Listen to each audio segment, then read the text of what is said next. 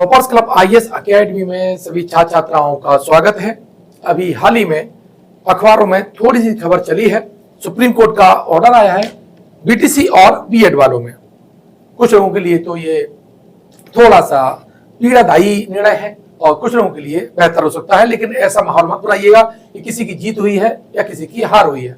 हाँ, ये जरूर है कि बीटीसी वाले जो लोग हैं उन्हें सुप्रीम कोर्ट में जीत मिली है अपने इस केस में।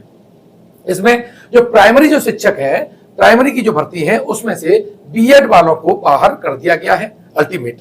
अर्थात अब जो प्राइमरी वाले में है वहां पर जो बीटीसी वाले छात्र होंगे वही बनेंगे। ये सुप्रीम कोर्ट का आज का जो निर्णय है।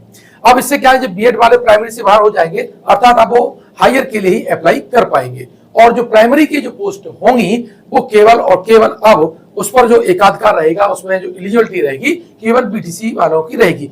अब चूंकि ये सुप्रीम कोर्ट का ऑर्डर है तो लगभग पूरे देश में ही ये लागू होगा और आगे बहुत से लोग तैयारी कर रहे होंगे कि उसे अपर बेंच पे लेके जाए। लेकिन ये बात मान लीजिएगा लगभग कि सुप्रीम कोर्ट का ये ऑर्डर है, अब इसी के अकॉर्डिंग आगे भर्ती होंगी। लेकिन इसका जो प्रभाव है वो अब सारी परीक्षा पे होगा, बिहार वाले पे भी होगा, ठीक, केवीएस पे होगा, एनबीएस पे होगा।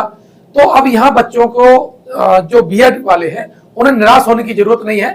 थोड़ा पीड़ादायी आपके लिए जरूर है, लेकिन अब जो सेक्शन है जहां बीएड क्लियर कट मांगा जाता है वहां आपको फोकस करना पड़ेगा, वहां तैयारी करनी पड़ेगी। और जो बीटीसी वाले हैं वो कृपया आज सोशल मीडिया पर या अपने मित्रों से कोई ऐसा माहौल न बनाए कि कोई बहुत जीत लिया है।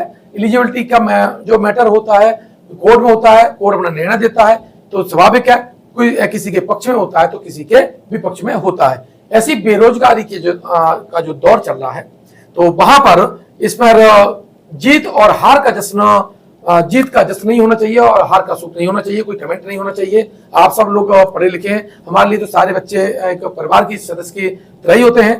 कई बच्चों ने कहा भी सर ये तो निर्णय गलत है, तो मैंने कहा गलत नहीं है, सुप्रीम कोर्ट का ऑर्डर है, वो तो आप मानिए हमारी जो न्यायपालिका है उसको हमें फॉलो करना ही पड़ेगा और बहुत सारे तथ्यों पर चर्चा हुई होगी तो इसका स्वागत ही किया जाना चाहिए।